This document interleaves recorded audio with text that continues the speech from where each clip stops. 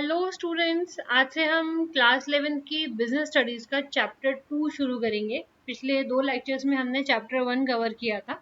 I hope आप लोगों ने वो वीडियोस देख ली होगी। नहीं है तो मैं उसकी लिंक जो है वो डिस्क्रिप्शन में डाल दूंगी, या फिर आप चैनल पे जाकर क्लास 11 आप सर्च करेंगे तो आपको चैप्टर 1 की वीडियोस मिल जाएंगी।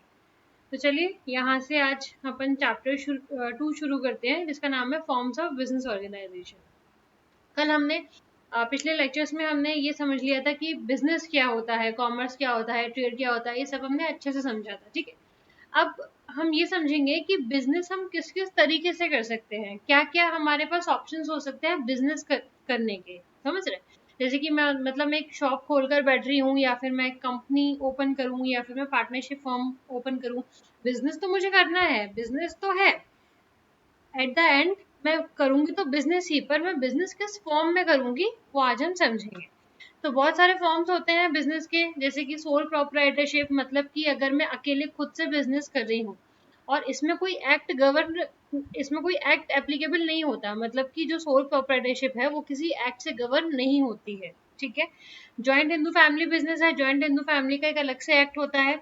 उस एक्ट के अकॉर्डिंग ये जो जॉइंट हिंदू फैमिली बिजनेस है वो अपना बिजनेस कैरी ऑन करती है। पार्टनरशिप का भी एक्ट है 1932, और कोऑपरेटिव सोसाइटीज का भी है, इसकी तो अलग से अभी मिनिस्ट्री भी बन गई है। उसके बाद जॉइंट स्टॉक कंपनीज, जो कि कंपनीज एक्ट 2013, और पहले की कहें तो कंपनीज एक्ट 1956 के अकॉर्डिंग गवर्न होती है। तो पहले हम चलते हैं सोल प्रोप्राइटरशिप पे। मुझे आज एक स्टेशनरी की शॉप खोलनी है। ठीक है, मुझे कुछ धंधा करना है, मुझे स्टेशनरी की शॉप खोलनी है। तो उस वाली शॉप में सिर्फ मैं ही हूँ, मतलब कि A to Z सारा सामान के लेके आने से और दुकान पर बैठने तक, और सामान का खत्म होने से और कस्टमर को डील करने तक सब कुछ मैं ही मैनेज कर रही हूँ। मतलब मैं एक वन मैन आर्मी हूँ। उसको बोलेंगे हम सोल प्रोप्राइटरशिप। आपके आगे चलते हैं। आपकी बुक क्या कहती है? Do you often go in the evening? आप कभी कभी शाम को टहलने निकल जाते होंगे, अपना रजिस्टर, पेन, पेंसिल कुछ खत्म हो गया है एक पड़ोस की स्टेशनरी से लेने के लिए। ठीक है। Well, in all the probability, in the course of your transaction, you have interact with a sole proprietor. आपको पता नहीं है, आप जाने अनजाने में एक sole proprietor से डील कर रहे हैं। क्यों? क्योंकि sole proprietor एक वो बिजनेस ऑर्गेनाइजेशन है, एक वो बिजनेस का फॉर्म है जो कि जनरली स्मॉल बिजनेसेस को सूट करता है in the initial year of operation. मतलब कि अगर मैंने आज ही अपना कोई बिजनेस शुरू किया है तो इसका मतलब ये नहीं है कि मैं 2 महीने बाद ही या फिर मैं 3 महीने बाद ही टाटा बिरला जैसी एक बड़ी ऑर्गेनाइजेशन बन जाऊं। ऐसा नहीं है, अपनी बड़ी एम्पायर खड़ा कर लूं कुछ ही महीनों में। पॉसिबल है, पर चांसेस बहुत कम है। तो स्टार्टिंग क्या होती है, एक होता है ना कि स्टेप बाय स्टेप, सीढ़ी बाय सीढ़ी आप चलते हैं। तो इसीलिए आपको जो आपके इनिशियल ईयर्स में होता है वो आपकी सोल प्रोप्राइटरशिप होती है। Sole proprietorship refers to the business organisation. एक वो ऑर्गेनाइजेशन होती है जो कि ओन होती है, मैनेज होती है और कंट्रोल होती है बाय एन इंडिविजुअल। मतलब कि जैसे मैं अगर कोई बिजनेस रन कर रही हूँ तो ये सारी चीजें हैं वो मेरे द्वारा ही चलाई जाएंगी। वो is the recipient of all the business and bearer of all the risk. सारा जो प्रॉफिट होगा वो भी मेरा होगा, और जो सारा रिस्क होगा वो भी मेरा होगा। ठीक है। This is evident from the term itself. मतलब कि अगर कुछ वियर एंड टियर हो जाता है या फिर बिजनेस में कुछ नुकसान हो जाता है तो वो भी मेरा ही है, अगर मुनाफा होता है तो भी मेरा ही है। सोल प्रोप्राइटरशिप में कैसे हम बोल सकते हैं? सोल मतलब अकेला, प्रोप्राइटर मतलब ओनर। सोल ओनर, ये जो पूरा बिजनेस है उसका इकलौता मालिक, वो जो बिजनेस चला रहा है वही है। मतलब मेरे बिजनेस की इकलौती मालकिन मैं ही हूँ। A sole proprietor is the one who is the only owner of the business. This form of business is particularly क्या होता है, जैसे अगर आप ब्यूटी पार्लर चला रहे हैं, या फिर आप हेयर सैलून चला रहे हैं, या फिर जो स्मॉल स्केल एक्टिविटीज हैं, एक जो पेटी शॉप होती है, मर्चेंट्स होते हैं, या फिर आप देखते हैं कोई बार्बर की शॉप है ना, XYZ कुछ भी होती है जो छोटे स्केल पर होती है, उसको हम सोल प्रोप्राइटरशिप बोलते हैं। फिर आगे क्या है, इसके फीचर क्या है, साइलेंट फीचर कैरेक्टर क्या है, फॉर्मेशन एंड क्लोजर। इसका कोई, जैसे मैंने शुरू में बताया, इसका कोई सेपरेट लॉ नहीं है जिसके अंदर ये गवर्न होती है। हार्डली एनी लीगल फॉर्मेलिटीज, बहुत ही कुछ लीगल फॉर्मेलिटीज करनी होती हैं। जैसे कि मान लीजिए आपको कोई हेयर सैलून ओपन करना है, तो इसके लिए क्या होगा, आपको पहले सीखना आना चाहिए कि बाल कैसे काटते हैं, तभी तो। ऐसा कुछ मेजर लाइसेंस लेने की इसमें बहुत ज़्यादा लीगल फॉर्मेलिटीज करने की इसमें ज़रूरत नहीं होती है।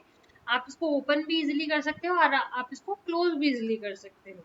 लाइबिलिटी, इसमें अनलिमिटेड लाइबिलिटी रहती है, ओनर की अनलिमिटेड लाइबिलिटी रहेगी। लाइबिलिटी मतलब जिम्मेदारी। अगर मान लो कल को किसी का कुछ पैसा देना होता है, मैंने किसी बैंक से लोन लिया है अपने बिजनेस पार्लर खोलने के लिए, अपना बिजनेस के लिए पार्लर खोलने के लिए मैंने बैंक से 10,000 रुपए का 10 लाख रुपए का जो भी है लोन लिया हुआ है, तो उस लोन को चुकाने की पूरी जिम्मेदारी मेरी है। मतलब कि मेरी बैंक की तरफ लाइबिलिटी अनलिमिटेड है, ठीक है। The owner is solely responsible. जो भी डेट है, जो भी कर्जा है, एसेट वगैरह है, कर्जा है तो वो मेरा है, एसेट है तो वो मेरी है। अगर जो मेरी पार्लर है अगर वो नहीं चलती है और अगर बैंक को लोन वापस करना है, बैंक का 5 लाख रुपए का लोन बाकी है, तो अगर वो मेरे पर्सनल डेट, मतलब कि जो मेरी स्कूटी है वो मेरी पर्सनल डेट है, उससे मैं पार्लर आती जाती हूँ, तो वो मेरी स्कूटी बेचकर भी बैंक अपना लोन रिकवर कर सकती है। इतनी अनलिमिटेड, मतलब इतनी हद तक लाइबिलिटी रहती है, इसको बोलते हैं अनलिमिटेड लाइबिलिटी। ऐसा दी ओनर्स पर्सनल प्रॉपर्टी, जो उसकी पर्सनल कार है, जैसे मैंने स्कूटी का एग्जांपल दिया, और भी जो घर बार है, घर वगैरह है आपकी, और कोई शॉप है, वो भी बेची जा सकती है मनी रिकवर करने के लिए।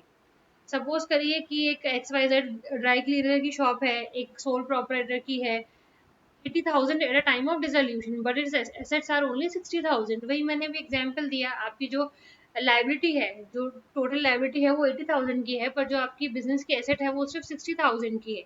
तो इस सिचुएशन में जो 20,000 रुपए है वो आपकी पर्सनल एसेट, मतलब कि आपकी घर से आपकी पर्सनल कार से, आपकी पर्सनल स्कूटी से, आपका घर का कुछ सामान बेचकर भी रिकवर किए जा सकते हैं। That is called unlimited liability. हम कंपनी के टाइम पे समझेंगे कि जो डायरेक्टर्स होते हैं उनकी लिमिटेड लाइबिलिटी रहती है, कंपनी की अनलिमिटेड लाइबिलिटी रहती है, क्योंकि कंपनी और उसके directors are different legal personality, वो हम आगे समझेंगे। Sole risk bearer and profit recipient, अकेला सारा प्रॉफिट है वो भी मेरा है, सारा रिस्क है वो भी मेरा है, कंट्रोल सारा मेरा है, डिसीजन मेकिंग मेरा है, बाहर कैसा बोर्ड लगेगा, कैसे एडवर्टीजमेंट करना चाहिए, कोई और अगर बाहर का इंटरफेयर नहीं कर सकता, क्योंकि सारी सब कुछ मालकिन मैं ही हूँ। There is no separate identity, मतलब कि लॉ की नजरों में कोई सेपरेट आइडेंटिटी नहीं है आपके और आपके बिजनेस में, जबकि कंपनी में ये नहीं होता है। कंपनी की आइडेंटिटी सेपरेट होती है, और जो डायरेक्टर्स होते हैं, जो कंपनी को चलाते हैं, शेयर होल्डर्स होते हैं, उनकी आइडेंटिटी अलग होती है, पर वो कंपनी के केस में है। सोल प्रोप्राइटरशिप में आप और आपका जो बिजनेस है वो अलग नहीं है, दोनों की एक ही आइडेंटिटी है। एक ही आइडेंटिटी है, इस कारण से अगर बिजनेस का कुछ डेट होता है, बिजनेस की कुछ लायबिलिटी होती है, तो वो आपके पर्सनल एसेट्स में से भी रिकवर की जा सकती है। तो इसलिए ओनर जो होते हैं वो रिस्पॉन्सिबल होते हैं for all the business activities of the business. Lack of business continuity, जैसे कि अगर आप बीमार हो गए, आप बैंक हो गए, आपका दिमागी कुछ संतुलन बिगड़ गया, या फिर आपके साथ कुछ पर्सनल ट्रेजेडी हो गई, तो इस कारण से कभी कभी होता है, आप लोग देखते हैं कि दुकानें बंद हो जाती हैं या फिर आगे नहीं कर चला पाते। एक ये ड्रॉबैक है सोल प्रोप्राइटरशिप में, क्योंकि आप अच्छा है तो वो आपके लिए है, बुरा है तो वो आपके लिए, ठीक है। अब मेरिट्स क्या है, हर सिक्के के दो पहलू होते हैं, ठीक है। तो अब मेरिट्स क्या है, क्विक डिसीजन मेकिंग होता है, कंपनी में रिजोल्यूशन पास हो रहे हैं, शेयर होल्डर्स की अप्रूवल हो रही है, या फिर पार्टनरशिप में पार्टनर्स की अप्रूवल चाहिए, एक से ज्यादा पार्टनर है तो उनकी अप्रूवल चाहिए, इसमें ऐसा कुछ नहीं है। आप सोल डिसीजन मेकिंग रहते हैं, क्योंकि आपको किसी और से कंसल्ट करने की जरूरत नहीं रहती। कॉन्फिडेंशियलिटी ऑफ इन्फॉर्मेशन, आप कुछ नई टेक्निक कर रहे हैं, आप कुछ नया कुछ इंट्रोड्यूस कर रहे हैं, कुछ नई टेक्नोलॉजी यूज कर रहे हैं, वो किसी और को मालूम नहीं रहेगी, क्योंकि आपके अलावा कोई है ही नहीं है बिजनेस में, ठीक है। तो इसमें क्या लिखा है, sole trader is also not bound by law to publish firm's accounts. इसमें आपको आपकी जो फर्म होती है, आपकी जो सोल प्रोप्राइटरशिप होती है, उसमें आपको अकाउंट्स भी मेंटेन करने की, पब्लिश करने की जरूरत नहीं होती है, मेंटेन तो आप करोगे। फिर उसके बाद क्या होता है, डायरेक्ट इंसेंटिव्स मिलते हैं। A sole proprietorship directly reefs the benefit of his efforts as he is the sole recipient of all the profits. The need to share profit does not arise as he or she is the single owner. जो भी है वो आपका है, profit आपको किसी के साथ शेयर नहीं करना है, आपको डायरेक्ट इंसेंटिव मिलेगा। आपके बिजनेस में से 10 लाख रुपए का भी अगर आपको फायदा होता है, तो वो पूरे 10 लाख रुपए आपके हैं।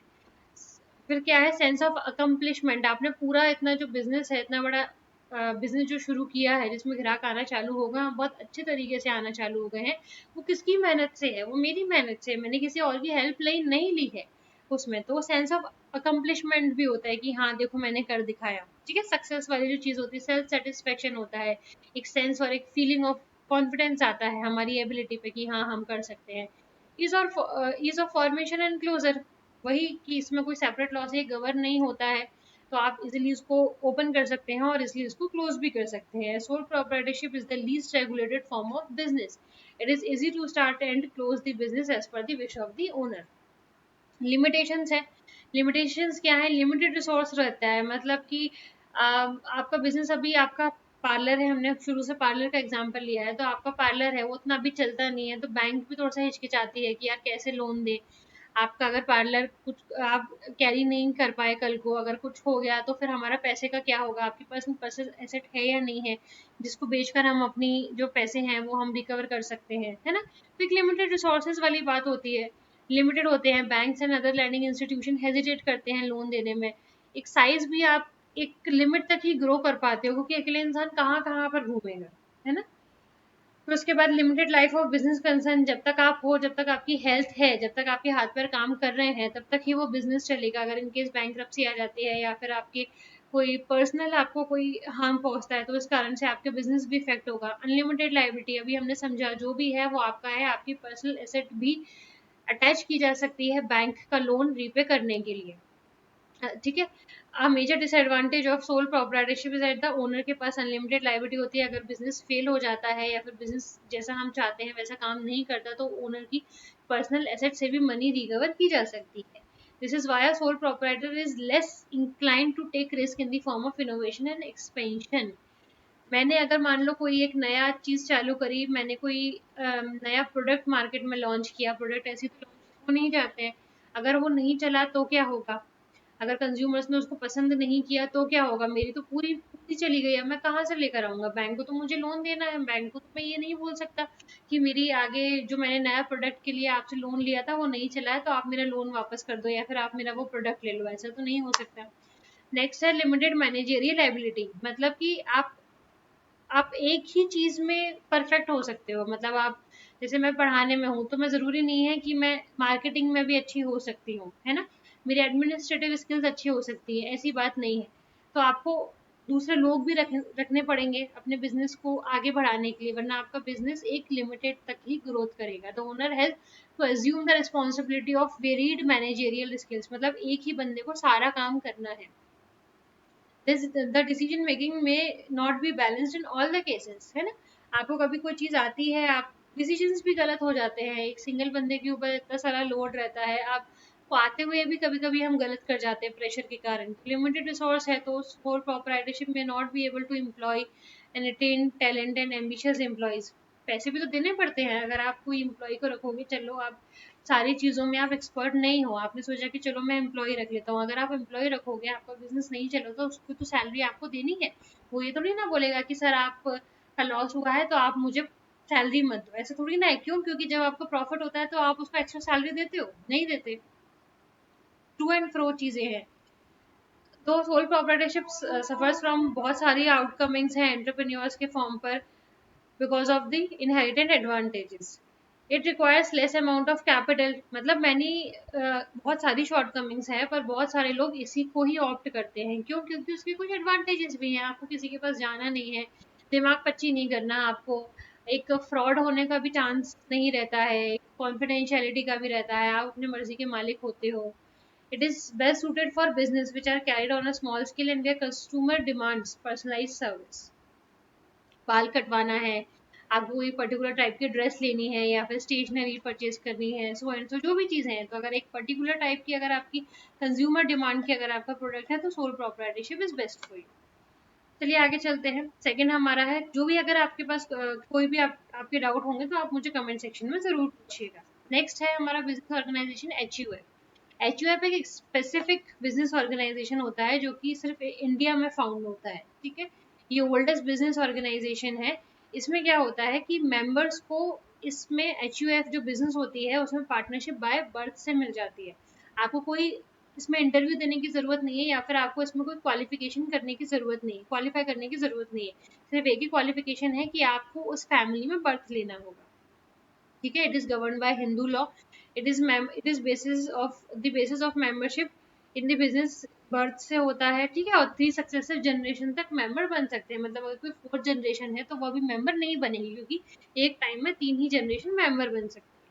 मतलब क्या होता है कि अगर आपकी फैमिली का कोई पुराना बिजनेस चला आ रहा है और आप अगर उसको HUF हिंदू अनडिवाइडेड फैमिली में कन्वर्ट कर देते हो तो वो आपका एक HUF बिजनेस बन जाता है। तो उसमें आपके जो डिसीजंस होते हैं, जो फैमिली का हेड होगा, कर्ता, जो सबसे पुराना जो हेड होगा, आपके दादाजी हैं, परदादाजी हैं, रिस्पेक्टिव ऑफ जेंडर, आपकी दादी भी हो सकती है, आपके दादाजी भी हो सकते हैं, वो करता रहेंगे, उनका अल्टीमेट कंट्रोल रहेगा। ठीक है। आपकी HUF में अगर कोई भी प्रॉपर्टी है तो वो प्रॉपर्टी सारे मेंबर्स की मानी जाएगी। इसमें मेंबरशिप लेने के लिए कोई स्पेसिफिक रिक्वायरमेंट की जरूरत नहीं होती है, आपको सिर्फ उस फैमिली में बर्थ लेना होता है। समझ में आ गया? फिर उसके बाद क्या होता है, बिजनेस कंट्रोल बाय करता होता है, इक्वल मेंबरशिप होते हैं, और एंसेस्टर्स पे भी, जो एंसेस्टर्स होते हैं, जो आगे के वंशज होते हैं, उनका भी प्रॉपर्टी पे इक्वल राइट रहता है और उन सबको को पार्टनर्स बोला जाता है। फीचर्स क्या होते हैं, formation, there should be at least 2 members. आपको ऐसा लगता है कि अरे हमारी फैमिली है, एक फैमिली अच्छी खासी हमारी बड़ी है, हमारा सालों से बिजनेस चला आ रहा है फैमिली का, अब हम इसको HUF बिजनेस में कन्वर्ट करते हैं, हिंदू अनडिवाइडेड फैमिली बिजनेस में कन्वर्ट करते हैं। तो इसके लिए कम से कम 2 लोग होने चाहिए, एंसेस्ट्रल प्रॉपर्टी इनहेरिटेंट होनी चाहिए, बाप दादाओं की प्रॉपर्टी होनी चाहिए। ठीक है। इसमें कोई एग्रीमेंट नहीं होता क्योंकि इसमें रिश्तों से काम चलता है। इसमें क्या होता है, it is govern by Hindu succession act 1950। Liability होती है, लाइबिलिटी इसमें सारी कर्ता की होती है। ठीक है। और इसमें जो एंसेस्टर्स होते हैं उन लोगों का भी प्रॉपर्टी में हिस्सा रहता है, पर कर्ता की जो लाइबिलिटी होती है वो अनलिमिटेड होती है, पर जो को पार्टनर्स होते हैं उनकी लाइबिलिटी लिमिटेड होती है। ठीक है। मेंबर्स, और जो मेंबर्स होते हैं एक्सेप्ट करता, उनकी लाइबिलिटी लिमिटेड होती है, कंट्रोल पूरा करता का रहता है, उसी का ही डिसीजन चलता है, उसी की अथॉरिटी चलती है, उसी का ही डिसीजन अदर मेंबर्स पर बाइंड होता है। कंटिन्यूटी मतलब करता अगर नहीं रहता है, अगर आपके दादाजी परदादाजी शांत हो गए हैं तो उसका कंटिन्यूटी पे मतलब HUF पर कोई अंतर नहीं पड़ेगा। क्यों? क्योंकि एक जनरेशन खत्म हो गई है तो आगे की जो नेक्स्ट जनरेशन है वो ऑलरेडी इन्वॉल्व हो जाएगी, है ना। तो जनरेशन बाय जनरेशन होता है, इनहेरिटेंस प्रॉपर्टी होनी चाहिए, बाप दादाओं की प्रॉपर्टी होनी चाहिए, इस कारण उससे ही आप अपना जो फैमिली बिजनेस है वो आगे HUF बना सकते हैं। तो उसके बाद कंटिन्यूटी होती है, जेंडर इक्वालिटी मतलब कि इसमें मैरिड डॉटर्स होती हैं उनको भी हिस्सा मिलता है। ऐसा नहीं है कि आपकी डॉटर की आपकी शादी हो गई तो उसका वो मेंबर नहीं रही, ऐसा नहीं होता। इसमें जो आप मेंबर बनते हो वो बर्थ से बनते हो, रिस्पेक्टिव ऑफ जेंडर बनते हो। लड़का है, बेटा है तो भी वो मेंबर है, बेटी है तो भी वो मेंबर है। मैरिड डॉटर्स की इक्वल राइट होती है। Minor members, inclusion of any individual into the business due to birth, birth से ही होता है, माइनर भी मेंबर बन सकते हैं, एक बार में 3 जनरेशन इन्वॉल्व हो सकती है। ठीक है। मैरिट्स क्या होते हैं, एफिशिएंट कंट्रोल होता है, कर्ता डिसीजन मेकिंग पावर में रहता है, उसी का कंट्रोल होता है, और ऐसा नहीं है कि आपको किसी थर्ड पार्टी से लेना है या फिर वो अनड्यू एडवांटेज ले रहा है या फिर वो आपको अपने बेनिफिट के लिए एडवाइस कर रहा है, ऐसा कुछ नहीं है, इफेक्टिव कंट्रोल रहता है। तो इस कारण से एक डिसीजन मेकिंग जल्दी हो जाते हैं, कंटिन्यूड बिजनेस एग्जिस्टेंस रहता है। अगर करता है, इनकेस अगर आपके दादाजी हैं या परदादाजी हैं, वो करता थे अभी या फिर दादी हैं, वो शांत हो गई है, तो उनके बाद जो नेक्स्ट एल्डर रहेगा वो अपने आप ही करता बन जाएगा। लिमिटेड लाइबिलिटी होती है मेंबर्स की, पर कर्ता की अनलिमिटेड लाइबिलिटी रहती है। इंक्रीज लॉयल्टी एंड कॉपरेशन, आप लोग आपस में काम करते हो, आपका मोटिव मेन हो जाता है, आप सभी का मोटिव है बस हमको HUF को आगे ले जाना है, ये सबका मोटिव है आपका। ठीक है। तो एक लॉयल्टी, आपस में कॉपरेशन, एक सेंस ऑफ रिस्पॉन्सिबिलिटी, एक एक अफेक्शन वगैरह भी हो जाता है। क्यों? क्योंकि बिजनेस ग्रो करेगा तो आप ही का नाम ग्रो करेगा, आपकी फैमिली का नाम ग्रो करेगा, तो उस फैमिली से आप भी इन्वॉल्व करते हो। लिमिटेशंस क्या है, लिमिटेड रिसोर्स रहते हैं कि कैपिटल लिमिटेड है, आप मेनली अपने एंसेस्टर्स प्रॉपर्टी पर ही डिपेंड हो, है ना। आप जो प्रॉपर्टी है वो आप कैरी ऑन कर सकते हो, पर जो मेन प्रॉपर्टी होती है वो एंसेस्ट्रल प्रॉपर्टी होती है। तो इस कारण से ये बहुत बड़ा लिमिटेशन है कि आपका बिजनेस कैसे डिपेंड करता है। अनलिमिटेड लाइबिलिटी ऑफ करता, डोमिनेंस ऑफ करता मतलब कि दादाजी हैं, पुराने जमाना ख्याल के हैं, वो बोल रहे हैं नहीं ऐसा ही होना चाहिए, पर आप बोल रहे हो कि नहीं दादाजी ये तो 50 साल पुरानी वाली चीजें हैं, ये अभी नहीं चलती हैं, हम कैसे करें, है ना।